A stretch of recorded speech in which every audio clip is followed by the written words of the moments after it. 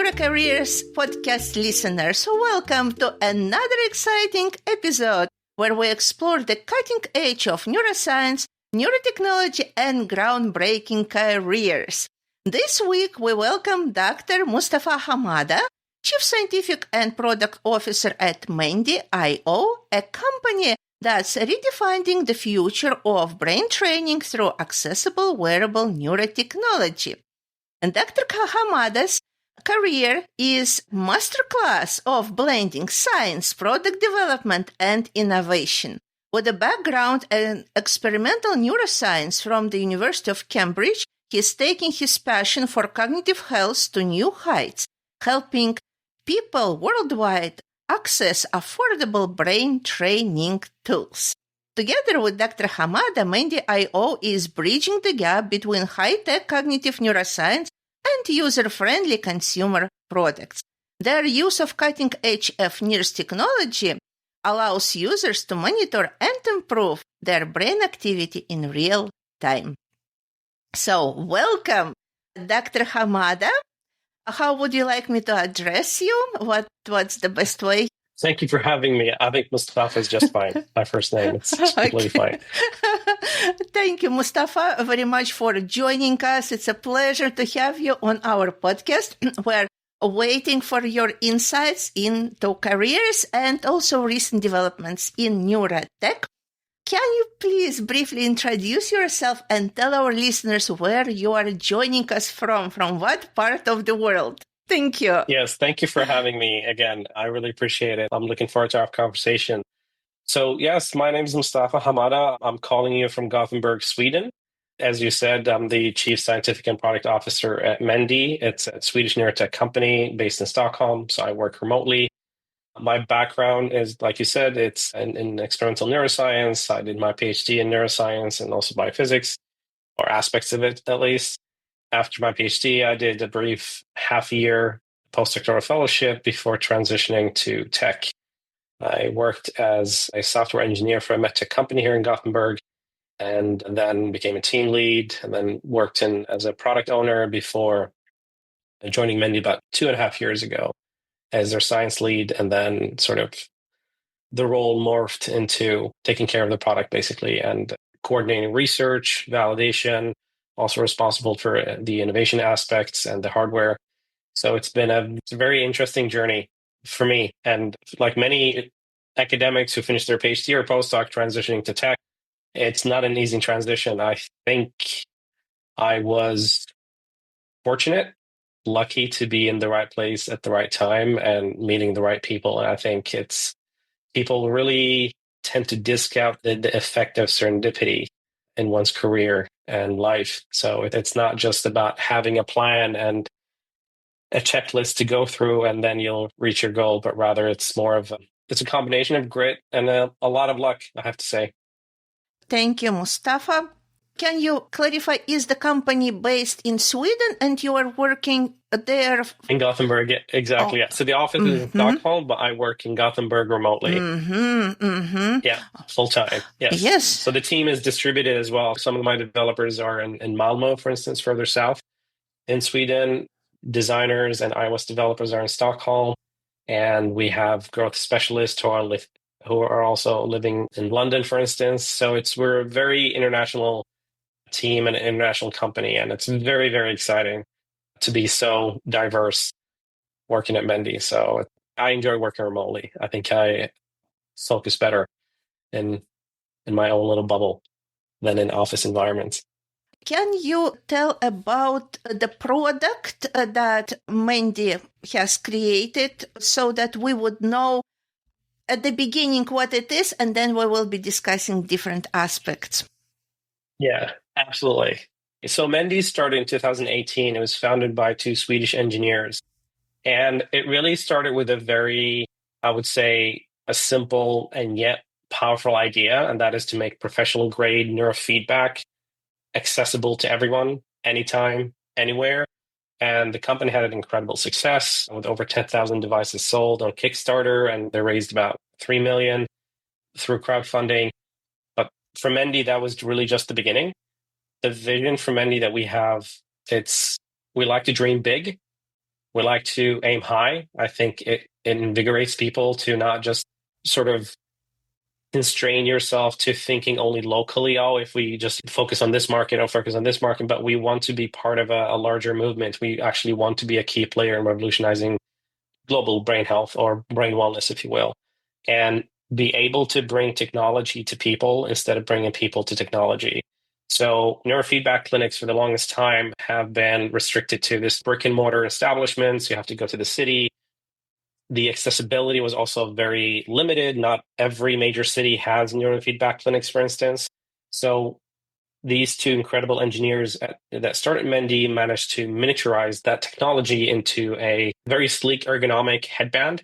And not only that, they made the neurofeedback process itself more enjoyable. So it's a gamified neurofeedback. So you put the headband on and your brain data is read, rated, and also transmitted to your app, where it is sort of presented to you in real time using gamifying elements to make it more immersive as well. And we use a lot of tricks from behavioral design as well. For instance, we use soundscapes from neuroacoustic soundscapes from Brain FM during the game itself to increase sort of focus and to elevate low beta, for instance. And the game itself to make it more immersive. We use positive reinforcement, and the game itself is overall very enjoyable. It's hyper casual. We want to make this brain training tools accessible, but also at the same time make it more enjoyable. We cannot make it too boring because without novelty, it's really hard to create a good habit because, brain training is a type of habit and something that you have to develop, something that needs to be part of your overall day or your sort of daily rituals.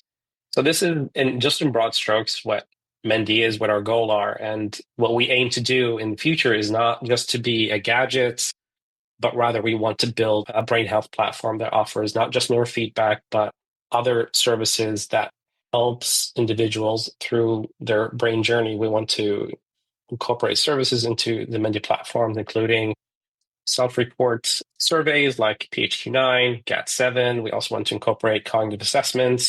We want to also be able to fetch fitness data to be able to present that to you and correlate these different data streams to see how we can help you along your brain health journey. So it's not just relying on neurofeedback itself, but rather we want to approach brain health through a more holistic lens. So this is basically what we aspire to do, and we aim big. That's just really important. Yes, it's very important. I remember when I was singing in chorus, it was a long time ago when I was a school student, and I had a very high-pitched voice.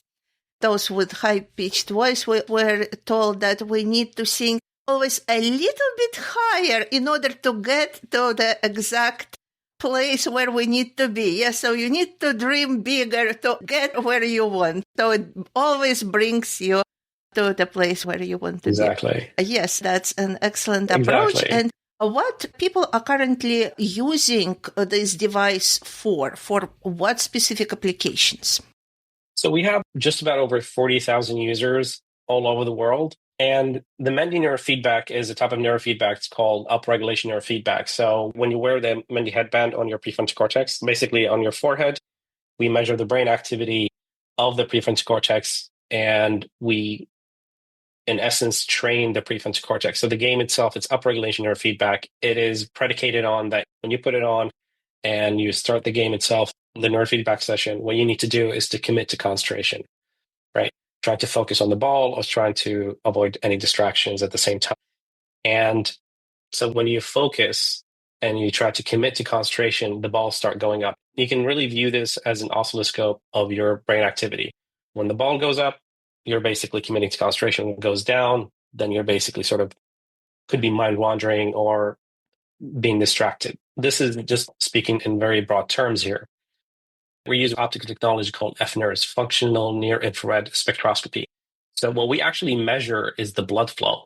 We're not actually measuring the actual neural activity as, for instance, like EEG does. And how FNIRS works is it measures the oxygenation levels in response to ongoing neural activation. So when you engage in anything cognitively tasking, of course, as you know, the brain is very metabolically expensive. And neural activity is extremely expensive as well. It creates a sort of like a metabolic deficit. And when that happens, the brain floods it with oxygenated blood, and nutrients. And this is what we pick up. It's according to a process called neurovascular coupling. When you have neural activation, you have increased blood flow to the prefrontal cortex. We measure neural activation by basically proxy. And as you train your prefrontal cortex, as you commit to concentration, and what is really important is that neurofeedback is a type of skill acquisition. It's a type of neurotherapy. And as is the case with all skill acquisitions, you need to repeat it. You need to continue training. It's the same thing when you're playing an instrument or learning a language. You're not going to do this in 1 week and say, I'm done, right? It's something that you have to repeat over and over again.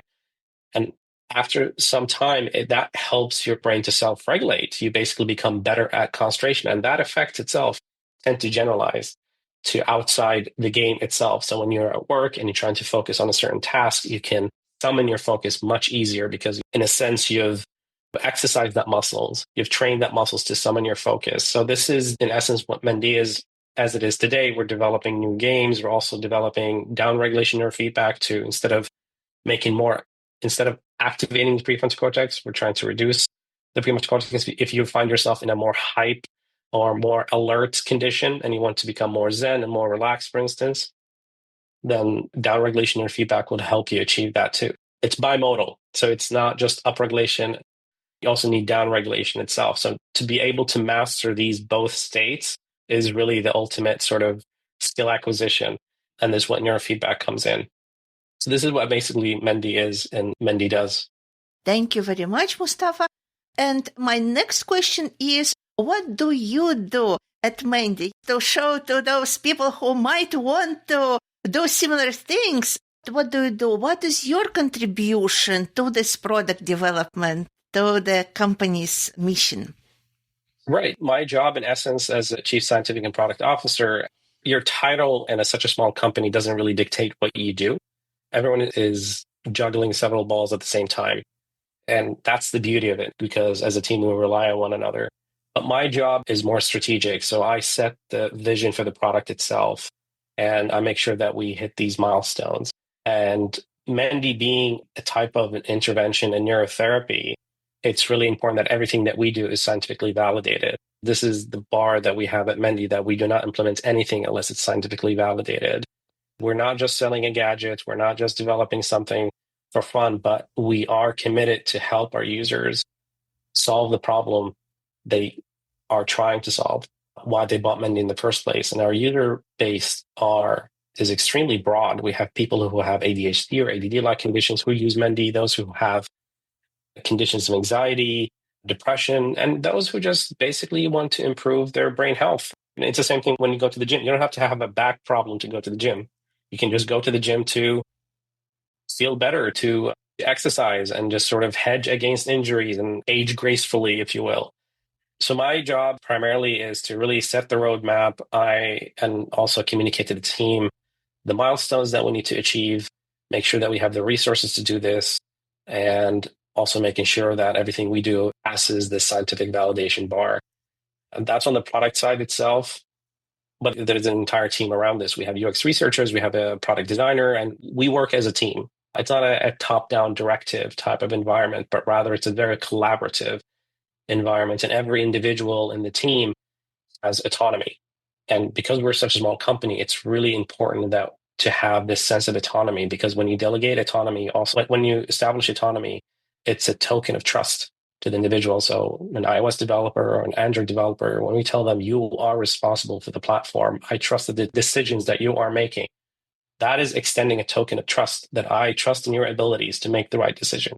We hire people at Mendi to help us, not to dictate to them what to do. And to give people space to be creative. If you want someone to be creative, you have to give them space to be creative, not just to receive directive. So this is a little bit of a tangent. On the research side, for instance, I'm responsible for coordinating research, conducting validation studies with partners, for instance. Like I said, Mendi is a neurofeedback device. It's an intervention. We're always looking to work with university partners to set up larger studies and to validate the efficacy of Mendi intervention, whether it's for managing anxiety, chronic stress, or depression, for instance. That's on the research side. And when it comes to innovation or R&D, we're always looking to what is the next product. What is the next big thing that we try to do here as well? Let's say that version 2 or version 3 of the Mendi device itself. And just to give you an example of the work that we do with researchers, we just applied with our partners at Nottingham University, the lab of Professor Max Wilson. We applied for the Wellcome Trust grant, a few £1 million, to build Mendi into a brain health platform.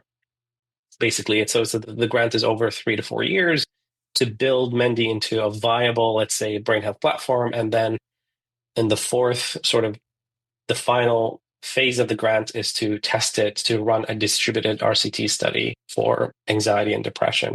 So we work closely with our university partners to make sure that we validate our work and we don't make any false promises.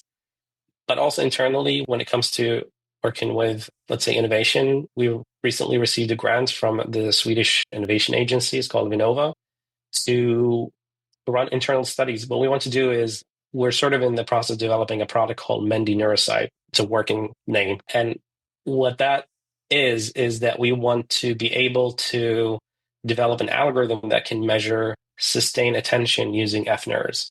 You can do that with EEG. There are a lot of algorithms out there to measure engagement. There are engagement indexes. There's basically multiple ways of measuring attention, however you like to describe it. For FNIRS, it's more trickier. So we want to develop a product for cognitive tracking, not just neurofeedback training. The current Mendi product is neurofeedback training. We want to develop for cognitive tracking. We want to be able to see when someone is wearing a Mendi device, let's say over 1 or 2 hours, and using this proprietary algorithm, we want to see when do they focus, when do they lose their focus, when they mind wander, and also, but more importantly, forecast or be able to predict when they're likely to make a mistake, especially when the cognitive load is so high and their cognitive bandwidth start to teeter, when they're likely to make a mistake, for instance, and be able to warn them. And you can see the applications for this. It's really everywhere. You have airport controllers, for instance. You have pilots.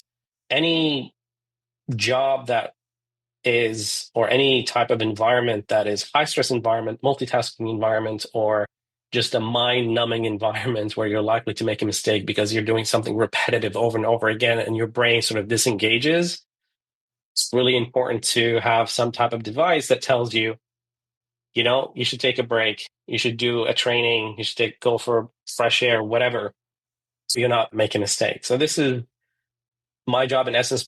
I work with communication within the company itself, making sure that when the copy for ads, reaching out to partners and attending conferences, it's a mesh of responsibilities that you have in the company. And that's not just me, that's literally everyone in the company as well, in the startup. This is just my role. And working in a startup, that's the reality of it. You will be busy.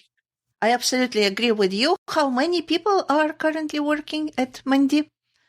We're about 8 people. Yes, of course. Everybody is wearing all hats. But of course, one is the main hat when people are responsible for one major thing at which they can become really, really good and lead that particular area, but they also contribute to all other aspects of work. I think that the success metric or the recipe, I would say, for getting the most out of such a small team, one is trust and ownership, but also we play to our strengths. I think that's extremely important, that you trust the person to do their job. As I said earlier, is that we hire people and ask them to help us. And this is the philosophy of Steve Jobs when he was hiring for Apple, for instance. He said, we hire people and ask them to help us. And, we have an incredible team and we all play to our strengths. And I think, we're 8 people, but we're running such a vibrant, such a dynamic startup is because of these philosophies that we have within the company itself, is that we play to our strengths. We have respect to one another and trust and ownership, because we win as a team. Everyone's win is the entire company's win, for instance. And I think even though we're spread out, it's really every time, we log in onto Slack every single day, it's almost like we're sitting in a coffee shop and talking to one another. So I think that environment really inspires people. And I think we've collectively managed to achieve that. I think it's a great recipe to make a really stressful job enjoyable still. Yes, absolutely. And this is, I think, what some people are looking for. I get questions, where do you recommend going to the startup company? Of course, there are different sizes, but still there is this opportunity to really bring your ideas and contribute in a meaningful way and use your creativity in the process because you're trusted to do this. So nobody really will tell you exactly what to do, or go to already established company and to be taught how to do exactly and what to do, but within a very constrained environment. So where to go? Probably it depends on the goal of the person. So what would be your recommendation, or what you can get from each of the field, and in which cases to choose one or another? That's a very good question. I switched to tech about 5 years ago. So I'm fairly new to this environment. But I think, like you aptly said, it really depends on what type of person you are. If you thrive in a chaotic environment, fast moving, and you're constantly putting out fires left and right, then startup is the place for you. Even the most structured startups that I've seen myself, even by many metrics that are very structured, tend to be very chaotic. I think if you really want to pace yourself and learn better from a mentor, I would suggest a bigger company because you will be just another cogwheel in a bigger machinery. And there's nothing wrong with that. There's so many things that you will learn in a larger company that you will not learn in a smaller company. They have different things, different ways of looking at things and different way of working. And they have so many processes. And these are conducive to larger operations, not very agile type of environments. When you transition to tech, you have to ask yourself, do I need a mentor or I'm okay to learn on my own? If you need a mentor, I will suggest to go for small, medium-sized enterprise companies, for instance. And then if you along the way feel like, I want to work in a more fast-paced, chaotic environment, a little bit stressful, but it really pushes me to be creative, then startup is the place for you. So I think it's really not to rush it, but rather have a little bit of a think. I just kind of rushed it. I don't know why, but it just happened so. And I thrive really in smaller teams. I don't not like to work in bigger companies. That was my approach. But also at the same time, as one mistake that I did is I believe in Sweden, the job market, it's not really progressive. And I used to live in Holland, and I've had friends in Germany and friends in the UK and really pretty much all over the world. And when they graduated from their PhD, for instance, they were not met with this reception that we have here in Sweden, which is unless you fit a certain box, they don't know what to do with you. And they see a PhD as study. A PhD is not really a study. The skills that you accrue during your PhD, you have quantitative skills, you have critical thinking, project management, programming, analytical skills, statistics, communication. There's so much that you can leverage to actually find your place in a job that you would enjoy. In Sweden, what I felt to be very challenging is, well, unless you're a developer or a scrum master or whatever, most recruiters don't know what to do with you. So then my first entry was software engineer because I know programming. But at the same time, I felt as well, what the hell did I do for the past 12 years? Am I going to really just throw that away? I didn't really feel comfortable with that. But again, within the company itself, I was given the opportunities to lead a dev team, for instance, and I have experience in doing this mainly with master students, and then was entrusted to develop a product as well. And I think I was given these opportunities. So goes back to the environment and the luck that I had as well. Yeah, so I think it's really find exactly your pace, what you want to do, work in larger companies, but you can always transition. You're not going to be locked in the larger company. But if you want to work in a young environment, so to speak, very chaotic sometimes and fast paced, then startups is for you. If you're okay with learning things on the go and building the airplane as you're flying it, can be exciting, but can be really stressful. then that's the environment for you. It really depends on the person. But also, I've seen examples of people going to larger companies. For instance, I have friends who went to start working for Booking.com, and I think as data managers or data scientists. And the level of skills that you pick up in such a large company with their massive infrastructures and data science and data engineering, it can be a huge advantage for you if you later want to decide to go to work for a startup, because you have this sort of very systemic type of thinking that startups don't really have. Startups have to be very frugal, very scrappy, get by any means possible. There's pros and cons, and you just have to think about where you want to go, but just start somewhere. I think people have the time to grow and really figure out what you want to do. It will just take time. I think don't rush it. I think I rushed it a little bit, but I still ended up in a place that I wanted to end up. So I think, again, there's a lot to do with luck, in my opinion, at least. Yes.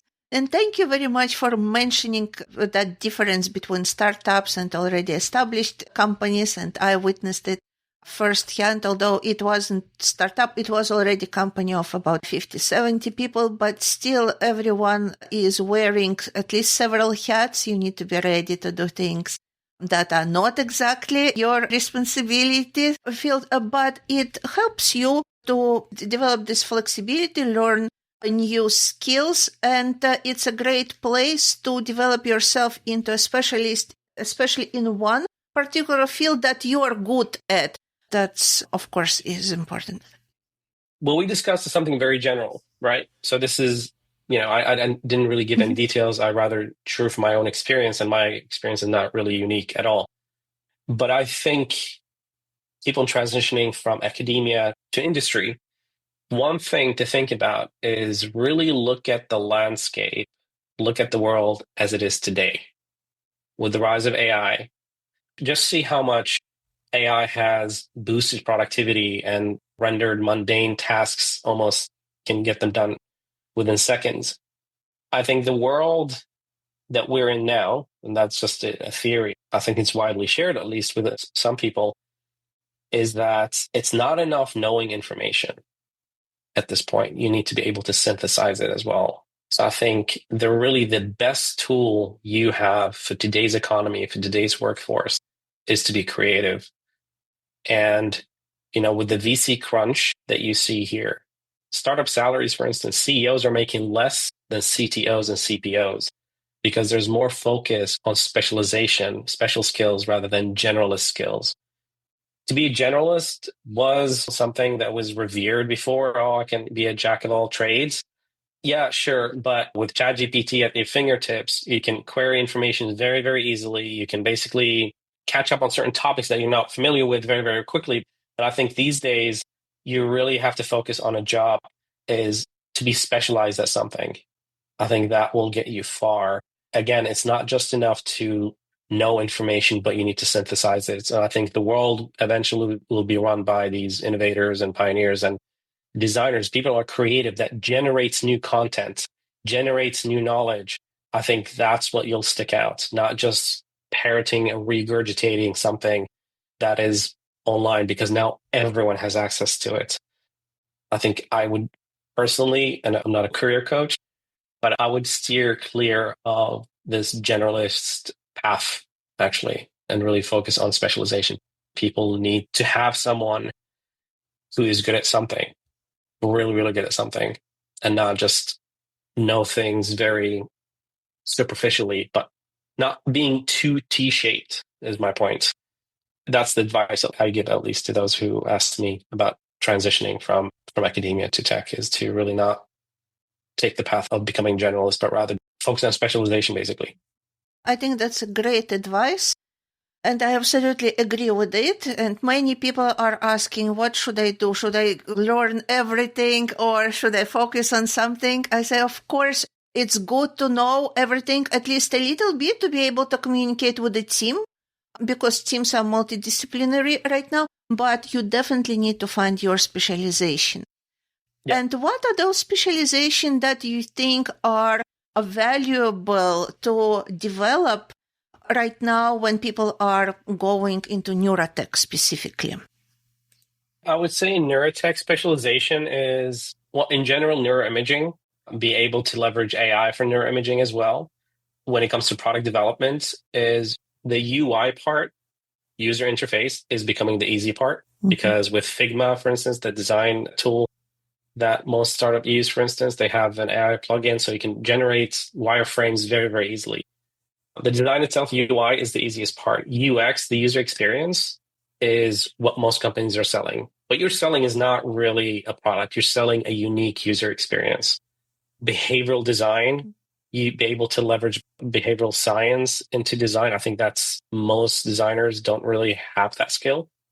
And I think that's something would be extremely important, extremely valuable for those who've studied psychology, for instance, or studied cognitive neuroscience, to be able to sort of leverage that knowledge.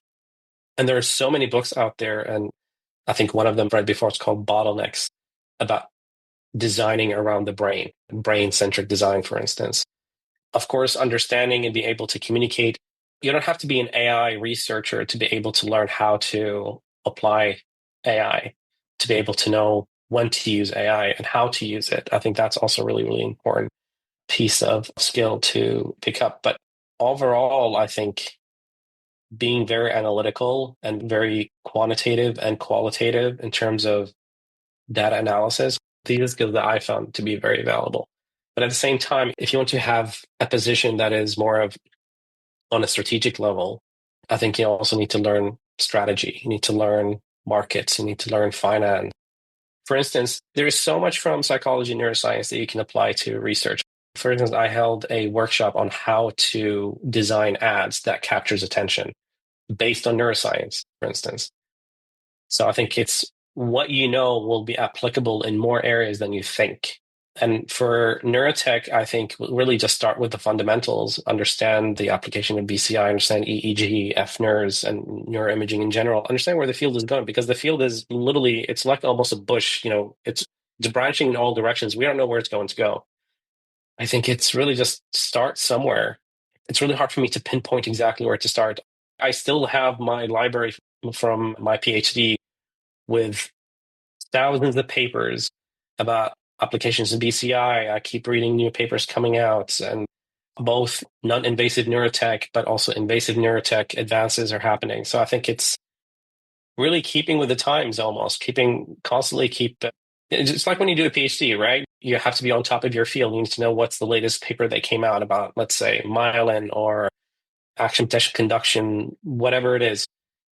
Just really start somewhere between having something technical, but also a little bit scientific. I'm very fortunate to be in a position where I can actually have both. I can apply my background, but also work with the product itself. I didn't really give a clear answer here, but I think you just have to start somewhere, really. I think start with neuroimaging. Also, it depends on what neurotech you want to be part of. For instance, I work in the direct-to-consumer neurotech. These are wearable devices available to consumers, for instance. And they're non-invasive. They're not medical devices, for instance. So that's primarily EEG and FNERS and TDCS, for instance. So yeah, just basically become very familiar with this and just cram as much as possible so you know exactly what you're talking about. Because I think to develop a neurotech product like Mendi, for instance, I think it's not enough to be a product manager. You need to have a grounding in research and in science. And I think most people with PhDs have something that most product managers don't have, which is a scientific mindset. And scientific mindset is not something you can just query on Google. There's a reason a PhD takes 6 years. It's something that is hammered into you over time. It's something that you develop over time. And I think this is how I approach everything with product development, is really hypothesis driven. This is how you conduct research. You start with a hypothesis and you test it. It's really hard to give exactly just one clear answer for what exactly you should know for neurotech. I think you just start somewhere and see which one works for you best. I love this discussion, and I'm also very curious about the lens that you are looking through at people who are coming to get potentially employed at your company. Because you are looking through this mindset of who is good at the startup. Can you tell our listeners from that lens, who would you consider as a potential employee for your company, or company like yours, if we generalize a little bit? Yeah, I love that question. And I really love conducting interviews with people when we recruited the entire product team. I think, first of all, I draw this from the fact that when I had my first job in my previous employer, they took a chance on me. Here comes a guy with neuroscience background and dabbled in biophysics and electrophysiology and so on, knows nothing about product development. It was a medtech company, and they took a chance on me. And I really, really appreciate that. And my philosophy, or our philosophy at Mendi, is really just honest communication. It's explaining exactly that. Look, in a startup, it will be stressful. It's not a cakewalk. It's being completely honest from the get-go helps you really weed out who is up for it and who isn't. But at the same time, is also any skill can be acquired, whether it's design, whether it's programming, whether it's, well, whatever it is, it's a skill that can be picked up. I think what is really important for people when you hire is to take the long-term view on people. If you have someone who's a good culture fit, someone who's willing to learn, someone who will take responsibility and ownership, and instead of just saying this is not my problem, have the attitude of, okay, you gave me this task. I don't know how to do it, but I'll make sure to find out how to do it. You get things done. For me, I take the long-term view on people. And if they're a good culture fit, they're good communicators, and they're willing to learn and willing to take responsibility. If you have that type of person, and you also have to ask yourself at the same time, if the person I'm hiring, ask yourself, can I see myself working for a person like this? Or would I be working for someone like me? For instance, I think having this type of sort of introspection helps a lot. And our philosophy is we explain very clearly that it's a small company. We have a lot of autonomy, but with a lot of autonomy comes a lot of responsibility. But this is also a token of trust, that we trust in your abilities to make the right decision. And if you tell me you need a month to rewrite the code base for iOS or Android, I will not question that decision. I trust that you make that right decision. And of course, when things go sideways, you have to own up to it, but we solve it together. So this is, I think, it's just really communicating the reality of the culture, communicating how difficult it is sometimes working in a startup, but also culture fit, honesty, and communication is really important, and the drive more than anything else. If you have someone who's really driven, these individuals will be unstoppable. They will be your best hires. I think skill is overrated. It's important, but it's also overrated. If you have someone with a junior Android developer or iOS developer, if they're really driven and want to learn, and I've seen examples of this, they're becoming incredible developers within a very short time. They just need to be given a chance. I think take a very human approach to recruitment instead of just looking at them as a checklist. That's why when I look at ads that says, 5 years of experience of this, 10 years of experience of that, and a list of 20 programming languages, my immediate reaction, who wrote this? Clearly someone who probably never worked as a software engineer or a developer. I think taking the human, I think taking the human side of it, sort of the human approach to it, and really taking a chance on people has been very successful for us at Mendi. And I think we'll continue doing that too.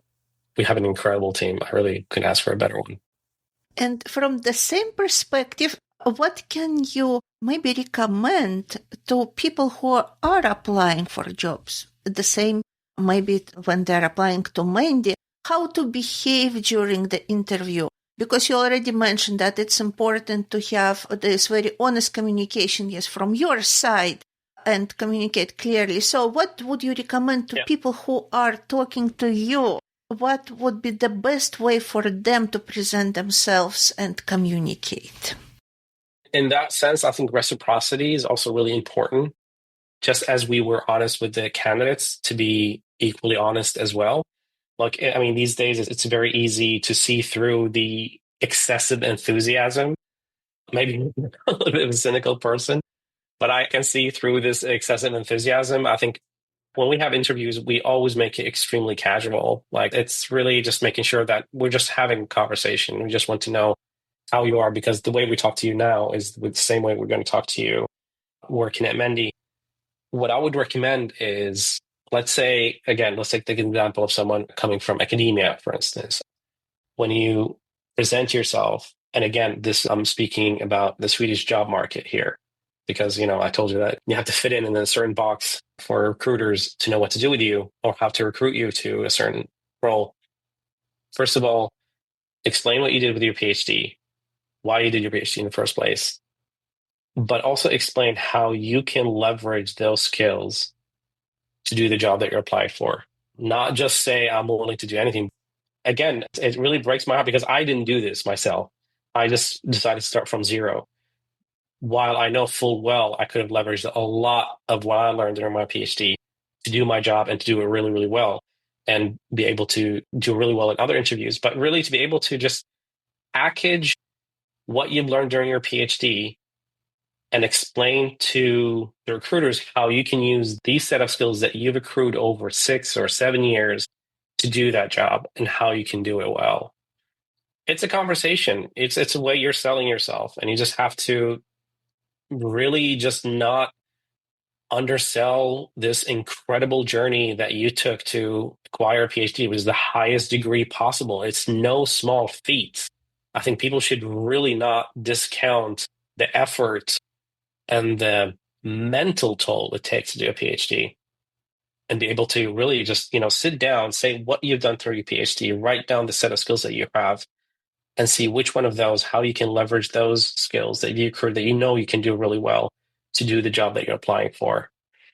And just really just be honest about it. I think that's the best advice I can give, at least to those who do the PhD, instead of thinking I'm gonna have to start from zero. I think you already come with a baggage full of skills. So make sure that you communicate that properly and really just be honest about it. One thing to also emphasize is that one thing that I love to hear from people, and I've interviewed people who had done a PhD before, is my job is literally problem solving every single day. And I think that's incredible, really, sentence to say. So like, this is what I do during my PhD. I'm problem solving every single day. I'm deciphering things that are unknown. And it requires a whole gamut of skills just to do that. I think that needs to really be communicated very, very clearly. And it's not always going to be received well. I don't know. But I think it's still a very strong statement to make when applying for jobs, whether it's in neurotech or anywhere else. Yeah, that's so important that you said that. I think that's such an important encouragement to people, because, in fact, some people feel that they need to start from the ground zero.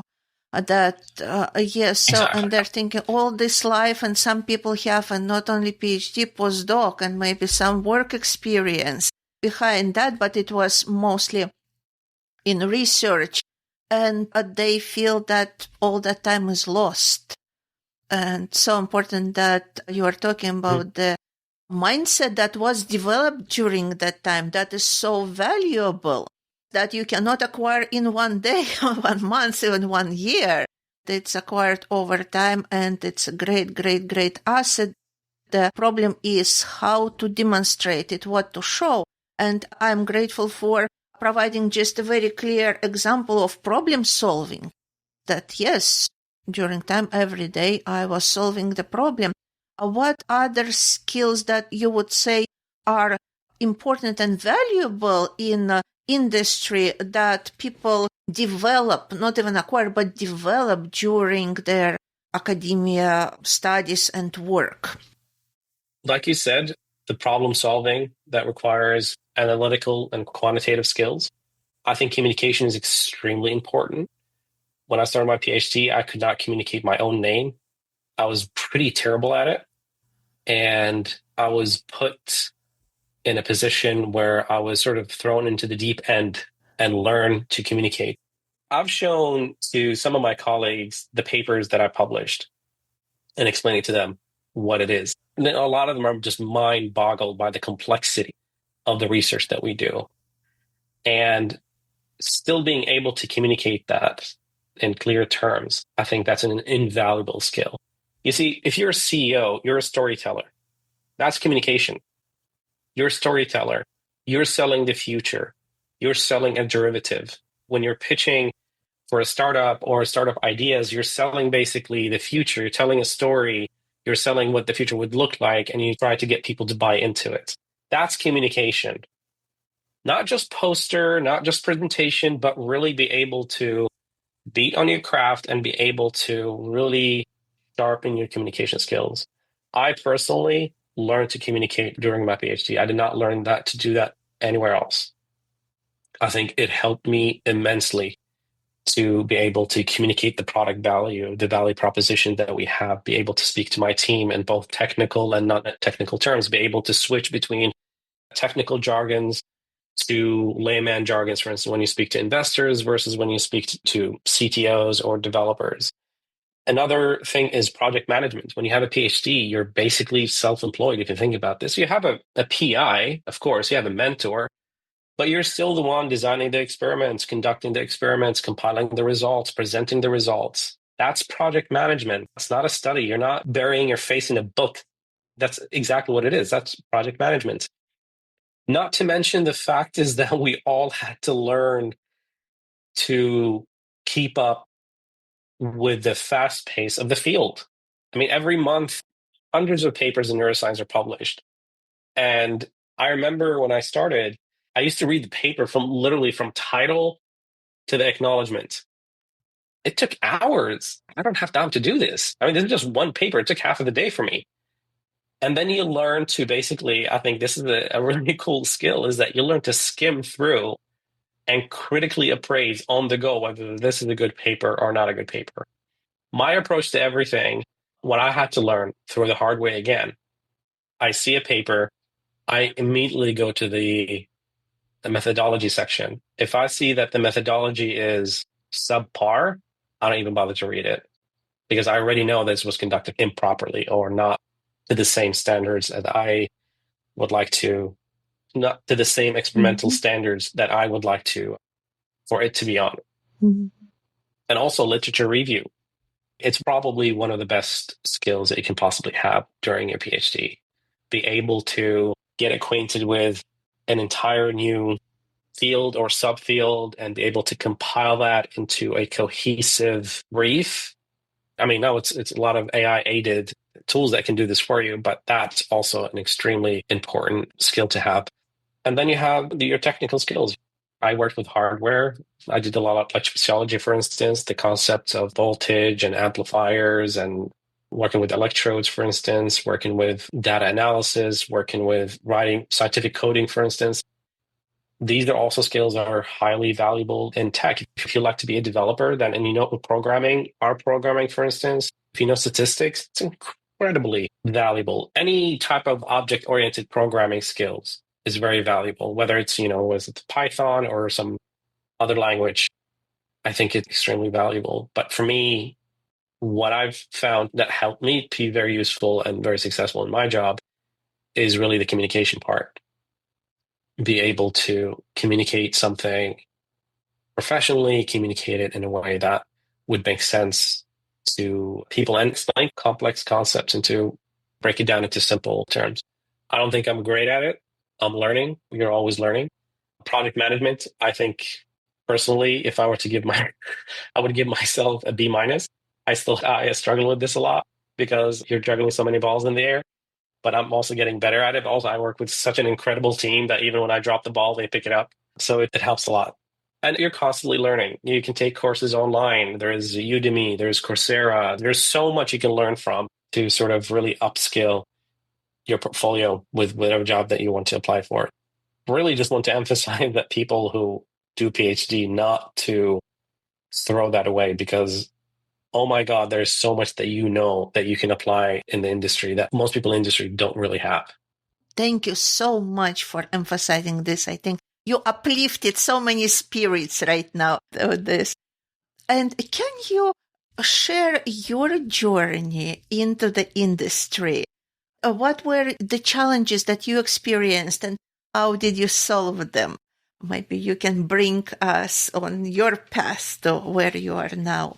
Maybe even from your early age, how did you get to where you are and then challenges you experienced? I've listened to a lot of podcasts, and I think most people have these really inspiring stories about how they got to where they are.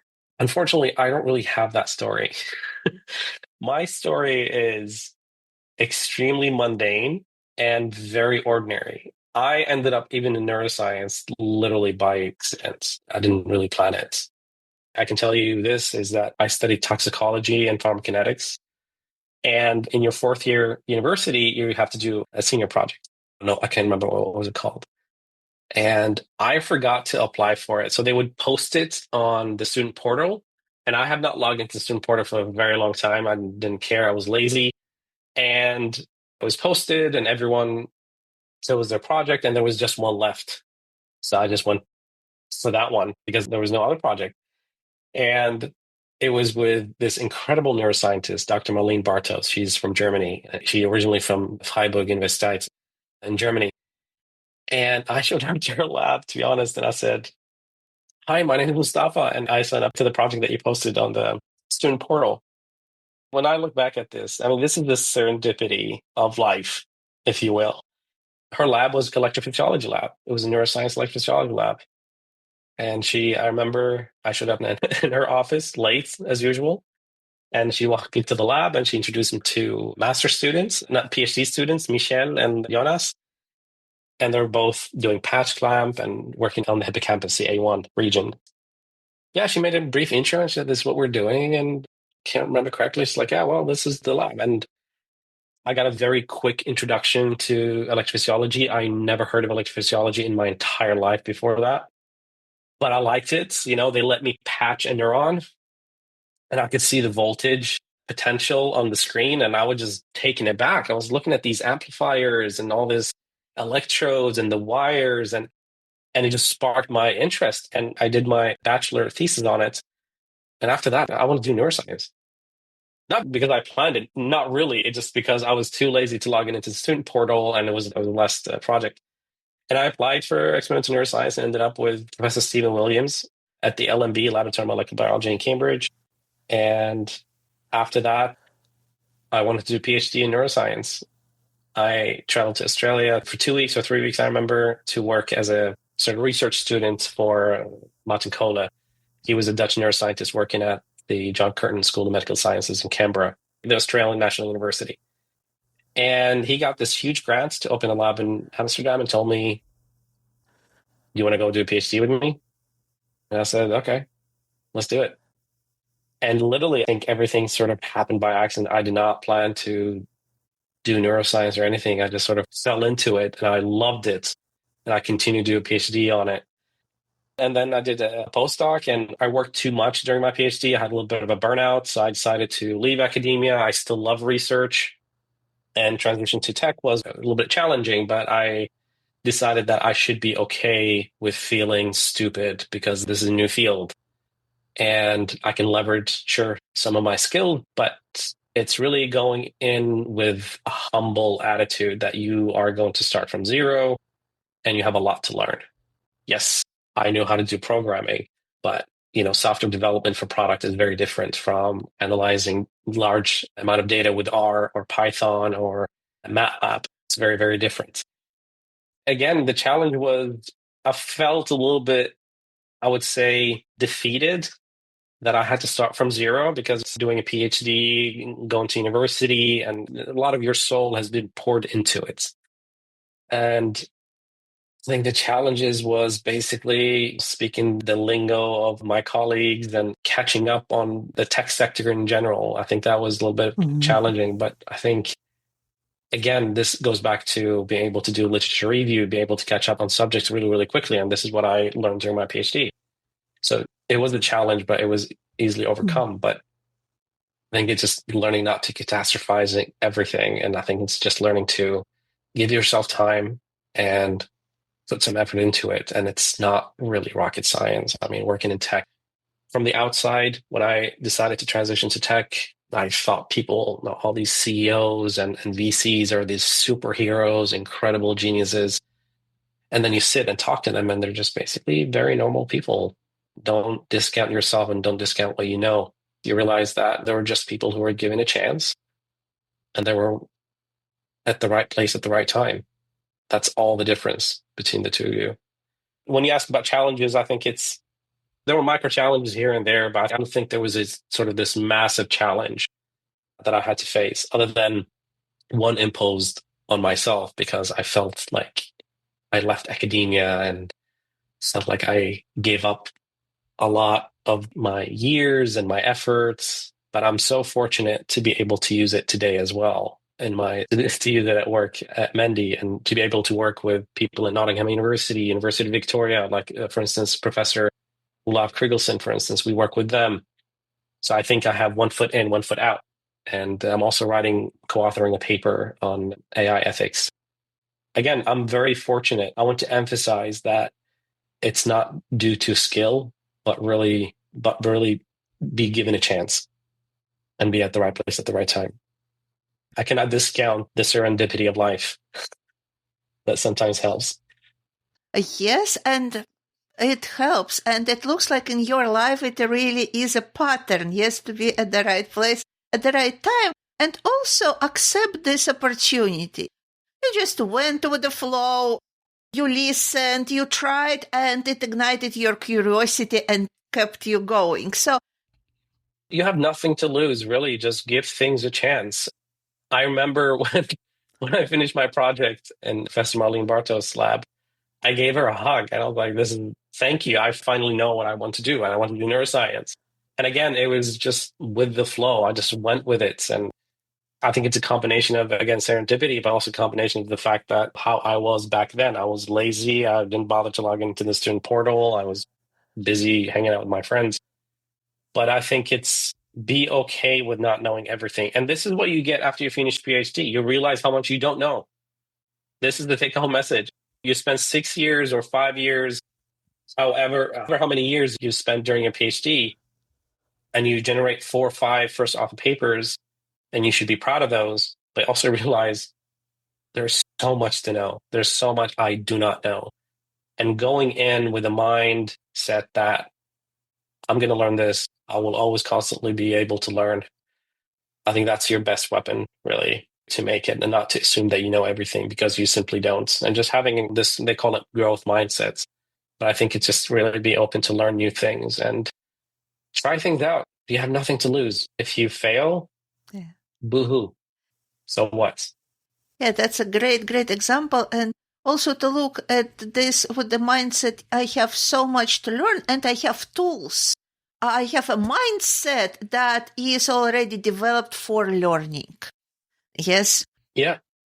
And just ask people. I mean, there's just really ask people, reach out on LinkedIn and just learn from them. See if someone transitioned to industry. I mean, your listeners, if there's any PhD students or something who wants to transition to industry, they're welcome to reach out to me. I'm more than happy to answer questions on LinkedIn. And just, network, reach out, ask people, see how they did it, and just learn from others. Again, it's really not as scary as it looks. I think it's doable. You just have to believe in the fact that you will enter the industry with a lot of experience and a lot of skills to offer. Don't ever discount what you've learned. Don't sort of go on the shelf and say, oh, I have to start from scratch. You don't.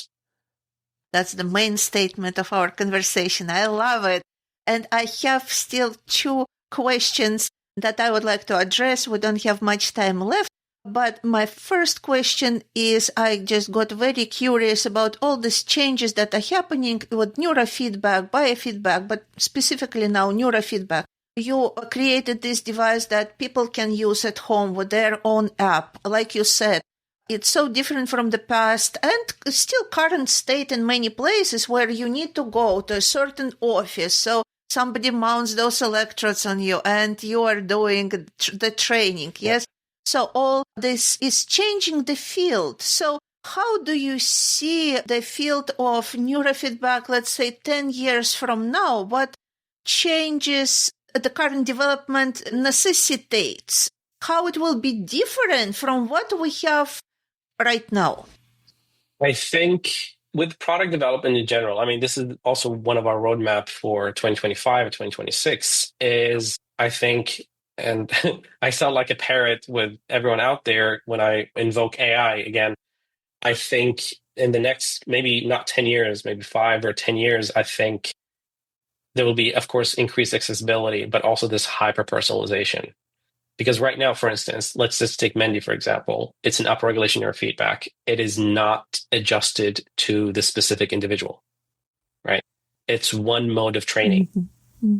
And I think, with the advent of precision medicine, precision psychiatry, neurofeedback is exactly the same thing. I think being able to leverage AI will be able to, parse out these subtle changes or differences between individuals and be able to dynamically adjust neurofeedback training to that individual, because our brains are different.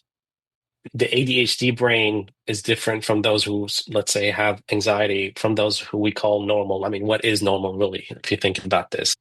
Our brains are very, very different. I think AI will be the main catalyst, the main driver in personalizing neurofeedback, especially if we speak in the terms of direct-to-consumer devices like Mendi. I think it will be the main driver for really be able to say, let's say you log into the app and you choose your goal, anxiety, just as an example. Based on that, on your explicitly stated goal, and be able to collect data from you, fitness data, be able to collect cognitive assessment data, for instance, and then we'll be able to, using AI, to personalize that experience for you, to personalize the training for you as well. Because right now, neurofeedback that we have is gamified, right? We want to use something called difficulty dynamic systems, for instance, where the game adjusts itself depending on your level. And to be able to parse out your level, to understand what your level is and what your needs are for that, I think AI is going to be a huge driver for personalization. I think really the field for neurofeedback and neurotech, especially in the field that I'm in, is going to be by far personalization. And I think AI is going to be the catalyst for that. As for 10 years, I'm really, really rubbish in predicting things that far ahead, because I think just look what happened in the past 2 years when ChatGPT was released. It reshaped an entire industry. What happened in 2 years, what usually happens in 10 years. Yeah, I would say increased accessibility, a more personalized treatments, a more personalized approach to neurofeedback and neurotherapy in general, not just neurofeedback, when it comes to neurocognitive training, for instance, or mindfulness practices. I would say it would reshape the space itself. And also a lot of it will be more of an in-home care or in-home type of brain health. Mm-hmm. Tools will be more abundant. Yes, yes. And I was very curious about what will happen to people who are neurofeedback practitioners, who are right now helping people to have those neurofeedback sessions, because this is one of the areas that people with the neuroscience background, neurophysiology background are going. Yeah. So will this demand decrease over time because of those personalized devices that people already can use on their own and have online support basically for them? Mm-hmm. I understand what you mean. Of course, what we try to do with increased accessibility of neurofeedback is also digitally approximate that experience that you usually have in the clinic itself. But I think at the same time, nothing can really replace the human elements of anything. As what will happen to them, that's a very good question. I still think there will be space for, very similar to telehealth, right? You'll be able to reach out to see a doctor, for instance, directly within the app itself. For some apps, book an appointment with a doctor, for instance. And I could see that not necessarily that they will sort of disappear or be out of a job or anything, but rather be able to turn their services into sort of something similar to telehealth. Let's say, if you want to see a neurofeedback practitioner, when I say digitally approximate, I mean, that's the imperative word, approximate. We're not replacing it completely. Perhaps you need some input or some type of training, or maybe a 1-hour 101 with a neurofeedback practitioner, and you'll only be able to do that within the app itself. So that human touch, that human element part of it is still going to be there. And there are some people who have the preference to go into clinics. We're making it accessible, but our goal is not to replace anyone, but just making it more accessible, because these clinics, again, they are very expensive. And these clinics, pretty sure, will evolve as these devices become more and more abundant, right? Because these two industries will grow simultaneously. Maybe these neurofeedback clinics will add more services in their offering. It's really hard to do, for instance, a QEEG neurofeedback, right? For that, you have to go to a clinic. That won't be something that we'll be able to do ourselves or approximate. And then maybe Mendi could be something for those who want to have access to brain training tools on the go. They travel a lot. They are in more rural areas, for instance. I don't think one will replace the other. I think they will exist in a sort of a co-environment. I don't think Mendi is going to replace them. I think it's just we try to basically increase the accessibility at a fair price point because these sessions with the practitioners at a clinics are extremely expensive. Mm-hmm. And I'm pretty sure we'll be targeting different user segments as well. Yes, yeah, that's good to know. And another question is that is related to your company and companies in general in different areas of the world, specifically in neurotech. So it's so great to hear that Sweden has a neurotech company that is being successful in helping people with self-regulate. And the question that I often hear from my Neurocareers clients is, can we find neurotech jobs in Europe, same in Scandinavia, let's say? And the concern is that there are only very few companies in Europe that can provide this type of opportunities compared with the US, yes, where it's really booming a lot. So what's your take on that? What picture do you currently see? Do you anticipate any changes, or maybe you see some changes that we can witness in the future in this area? So I think one of the reasons there are more neurotech companies in the US, it has a lot to do with the culture itself, the VC culture. American venture capitalists, they're willing to take risks, whereas Europeans are not. They're more cautious. And that's been the case not just for neurotech, but in startups in general. I mean, if you look at the number of startups that are unicorns, they're primarily in the US, for instance, versus in Europe. And you're absolutely right. The majority of the neurotech companies are in the US and in Europe. I think there are very few. In Sweden, we have Mendi. There is also another one called InnoBrain. In Stockholm, I think there is one in Poland called Corticovision, if I'm not mistaken. But there are not that many. And I think whether there will be change or not, it really will depend on the political will, because a lot of the funding is coming from the European Union, for instance. Mendi has been a recipient of European Union grants.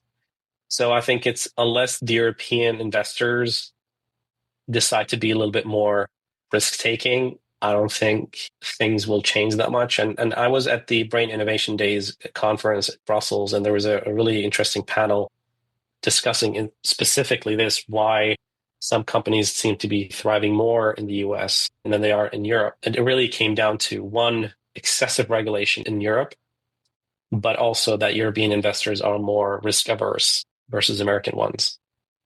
And I think it's one of the reasons as well, if you look at, for instance, DARPA in the US, why that model has not been replicated successfully in Europe. I think the UK tried it, and also I think the German government tried it. Didn't really work out. So I think innovation requires risk, and innovation needs an understanding that it's a risk that you might lose your money. But also innovation, it might result in a breakthrough. So I really do think it comes down to the investment culture, because neurotech is still a growing field, and it's not very clear it's going to be mostly medical, or is it going to be primarily for direct to consumers. So most investors are not really sure where the direction is going before they make their investments. I think it's a definitely contributing factor, and I'm sure there are more other reasons for it. But most of our users are in the US anyway, I think, and we're targeting a lot of users in the US. So it's sort of, if you want to scale and if you wanted to innovate, the US is still sort of the epicenter of the world for that. But I hope things change in Europe. I mean, Europe, as you know, is lagging behind the US and then China and everything. I mean, and semiconductor industries and automotive. So yeah, we need to bootstrap ourselves and really try to catch up with the rest of the world. Yes, and the things are changing. Like you said, with ChatGPT, in 2 years, there is a revolution here. So it might happen at any time point, the revolution in tech industry in Europe as well. Absolutely. Yeah. Thank you so much, Mustafa. Where people can find information about Mendi and learn about the products, and also how they can get in touch with you if they have any questions.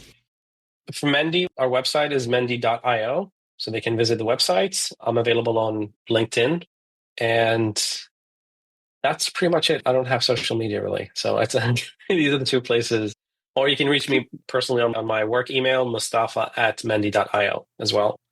So these are the three channels that you can reach me on. Yeah, excellent. Thank you. And we will have all this information in our podcast notes for our listeners. And is there anything that we maybe didn't touch upon and you would like to say at the end of the podcast? Maybe there was a question that you hoped I will ask and I didn't. I forget it for some reason. No, not really. I really enjoyed, thank you so much for the invite. I really enjoy having this discussion with you. And I really hope that, again, those who just got their PhD is to really play to their strengths and not to see that time during their PhD as time wasted or anything. They have so much to offer. And I think it's just about packaging and learning how to sell yourself. Yeah, just take risks. Life is all about that. So, and again, if you have any questions or anything, please contact me. I'm more than happy to help and give some advice on how to transition into tech. Perhaps not neurotech or any other tech. I'm more than happy to help and put people in touch with others. Thank you so much, Mustafa. All the best to you, to your company. Looking forward to your product development. I'm very curious. Looking forward to all these amazing things that you are doing. So, and I hope we will see each other in the future podcasts, maybe several years down the road, because I see there is so much to discuss with you. I wanted to touch upon so many topics, but I needed to keep myself within the limit. So thank you. Thank you.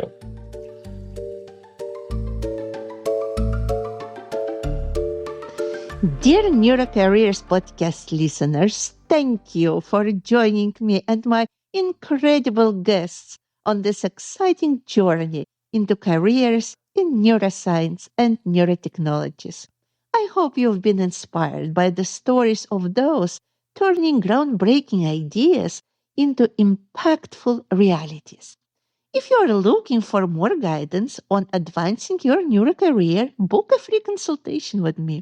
Dr. K, your podcast host and Neurocareers coach at the Institute of Neuroapproaches, the only career service dedicated specifically to the needs of professionals in neurotech.